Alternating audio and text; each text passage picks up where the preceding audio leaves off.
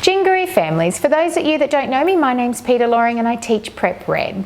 Today we will be sending out an email just advising of you of some processes that we're going to be using next week when our preps return to school. We thought we'd put a voice to this to make it a little bit more personalised.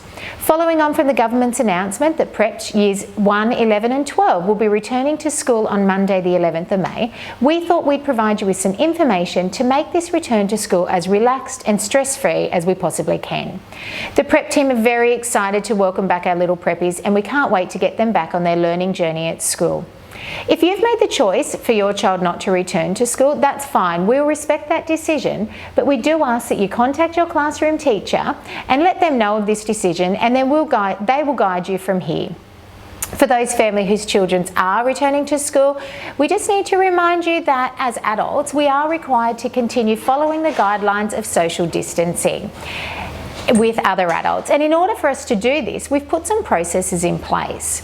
We ask that when doing school drop-offs, families drop their child or their children at the front gate only. We will have staff there greeting students and ensuring that they get to the prep areas safely, where they will then be supervised.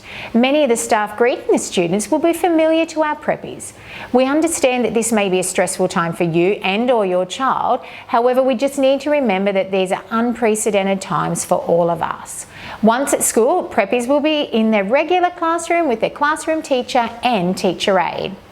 In regards to afternoon pickups, these will only occur from the front gate.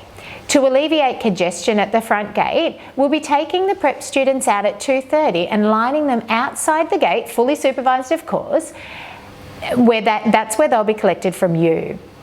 You are encouraged to pick up your child or your children at this time, 2:30 if possible. We're asking that parents use a dashboard family name sign when picking up their child to allow for easy family identification. And then when we see the dashboard sign, we'll call your child or your children to the curb and ensure that they get into the car safely. You can make your own family name sign or you can collect one from us at the pickup zone. Please talk to your child to ensure that they know their surname and maybe that they're able to identify the type of car that you'll be picking them up in. Mrs. Tony Robinson is working on the finer details of this and she'll be advising families of this procedure. The side gate will not be available at all for dropping off or picking up. We ask that all families wait at the front of the school and refrain from entering the school gates.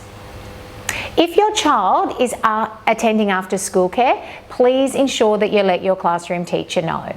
Likewise, if your child's getting picked up by someone other than yourself, maybe a family member or another child's family, please let your teacher know.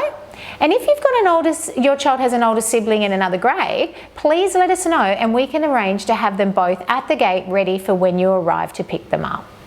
We ask that if you've got any important information that you want to share with your classroom teacher or you want them to know, or questions you need answered, please email or send a message on Seesaw.